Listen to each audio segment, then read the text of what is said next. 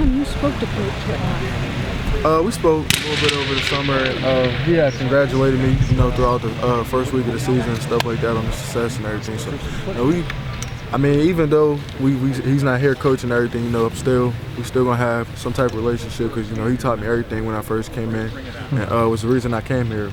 So, we still gonna have a relationship there. But this week, I guess you could say the relationship's cut off till after the game. But it's still gonna be one of my favorite coaches. What's it like to play for Cristiano? What sets him apart? What's unique about him? I feel like Coach Yano, outside of football, I feel like he just gives you a lot of stuff for you to use, not only on the football field, but outside of football. Gives you a lot of great tips on how to be successful as a student and just as a man overall. So, I feel like that's definitely one of the major things that I like about Coach Yano as a coach. And, we built a great relationship and everything when he first came in. So I feel like, he's one of the major reasons why, I'm having as much success as I am. Can you give me an example? Something you said, some tip?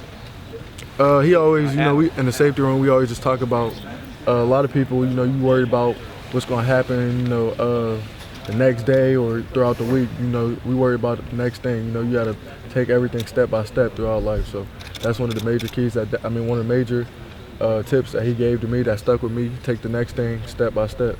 Malik, Coach Meyer told us that Coach Yano was devastated by that traffic accident he was in last week where he had a bicyclist. Have you noticed it too? Has he been? I have no comment on that. I don't know what's going on with that or anything like that. Okay, man. Hey, when you look at Rutgers on video, is there a receiver that jumps out? Obviously, they lost Janarian Grant. Their guy was leading the Big Ten in all-purpose yardage and stuff like that. Is there a guy now that jumps out at you on videos? You guys study it. Well, you just look at it as, you got to prepare as if they're all dangerous receivers. You got to out-prepare yourself. So I feel like, going into this game, you never know Coach Ash. He's a great coach, good game planner and everything like that. So, we're going to look at it as all the receivers is good enough to make plays.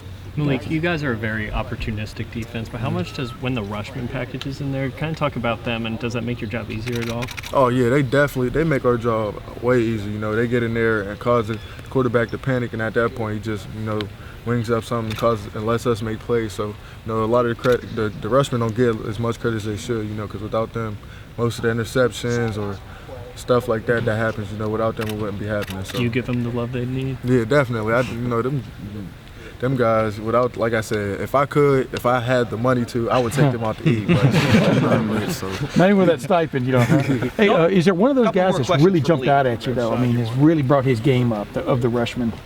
I'll say probably Jalen Holmes and Rashad Berry. There's a lot of young guys that just filled in a lot of big footsteps. We lost Tracy Sprinkle, so they asked Jalen Holmes to do some things that he's not familiar with.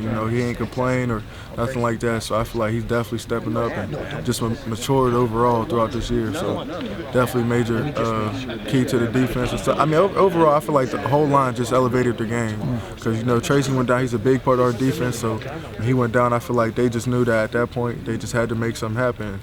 And from first 3 weeks of the season, they're doing a great job at it.